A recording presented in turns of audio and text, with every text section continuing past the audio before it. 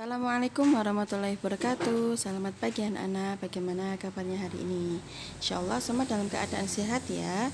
Nah, hari ini bertemu dengan Bu Miftah, kita akan belajar tematika benda di sekitarku, subtema yang kedua, pembelajaran 2 dan 3.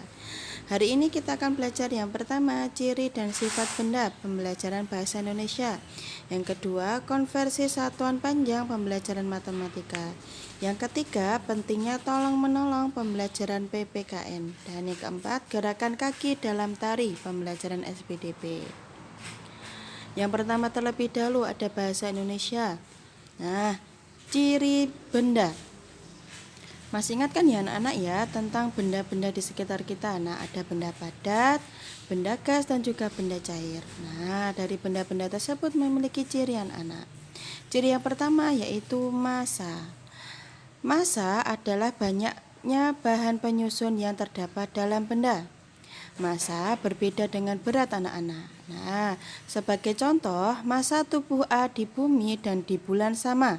Namun, berat tubuh A di bumi dan di bulan berbeda. Di bulan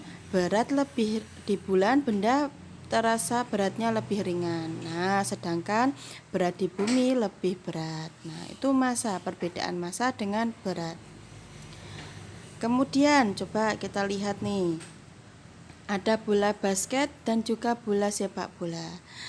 Massa penyusun bola basket dengan massa penyusun dari bola untuk bermain sepak bola tentu saja berbeda anak-anak. Nah, bola basket tentunya juga lebih besar dibandingkan bola untuk bermain sepak bola. Nah, makanya massa dari bola basket itu lebih besar dibandingkan dengan massa bola sepak bola. Nah, bola yang lebih berat memiliki massa yang lebih berat. Seperti itu, bisa membedakan ya. Kemudian ciri yang kedua yaitu volume. Nah, semua benda yang menempati ruang, kemudian ukuran ruang yang ditempati oleh suatu benda disebut volume. Ukuran ruang yang ditempati oleh suatu benda disebut volume. Benda yang kecil menempati ruang yang lebih kecil dibandingkan dengan benda yang lebih besar.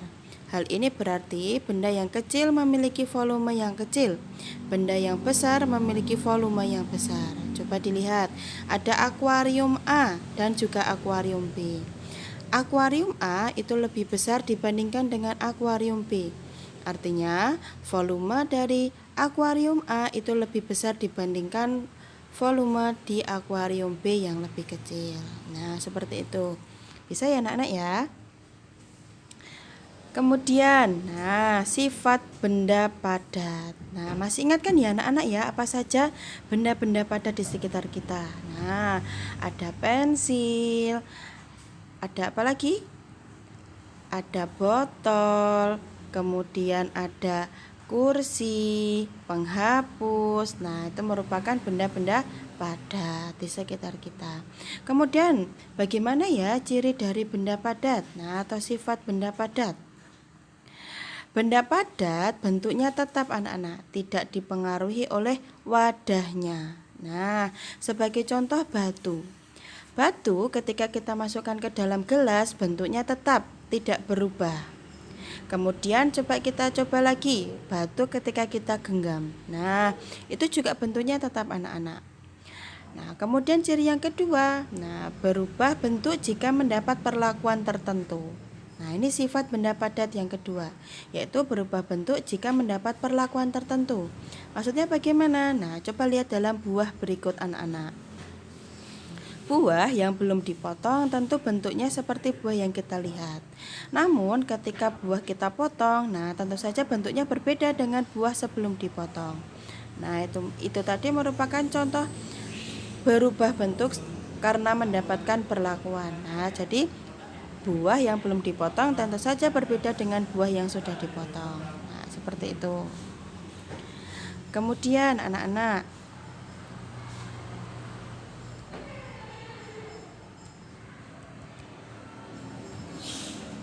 kita lanjutkan dengan pembelajaran matematika. Nah, konversi satuan panjang. Masih ingat bukan? 1 meter sama dengan 100 cm. 1 kilometer sama dengan 1000 meter. Nah, tentu saja kalian pasti masih ingat.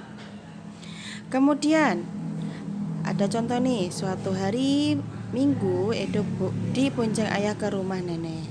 Edo dibonceng ayah dengan motor. Nah, perhatikan denah berikut ini. Rumah Edo dengan rumah nenek itu berjarak 5 km 300 meter. Nah, coba kita hitung.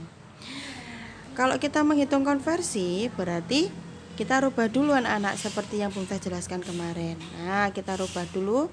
Yang satuannya kilometer, kita rubah menjadi 500 meter atau 5 kilometer kita kalikan dengan 1000. Hasilnya adalah 5000 meter. Nah, baru kita jumlahkan 5000 ditambah dengan 300 meter. Nah, karena kita akan membuat menjadi satuan meter.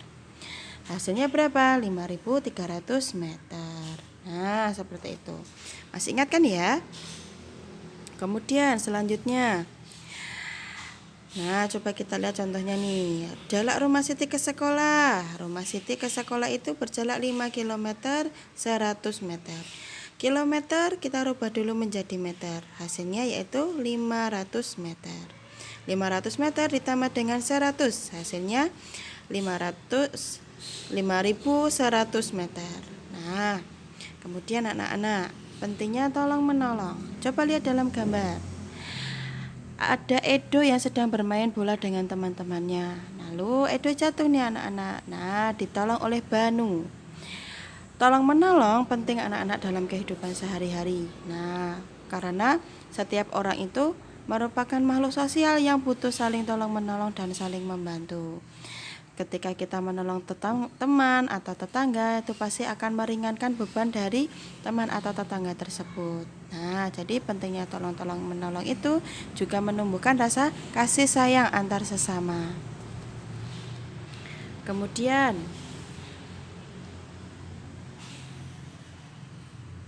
ada pembelajaran SPDP, gerak kaki dalam tari. Gerakkanlah kakimu dengan 2 jenis gerakan yang lemah, lembut, dan gerakan yang kuat.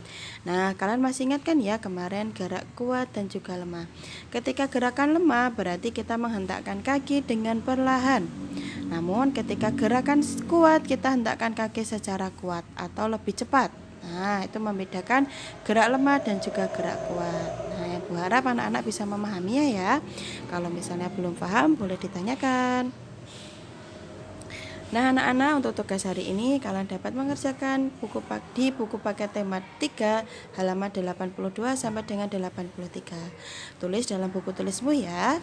Bila sudah selesai, kalian dapat mengupalnya kepada wali kelas masing-masing. Bunda akhiri pembelajaran hari ini, semoga bermanfaat. Bila ada materi yang belum paham bisa ditanyakan. Dari Bunda cukup sekian. Wassalamualaikum warahmatullahi wabarakatuh.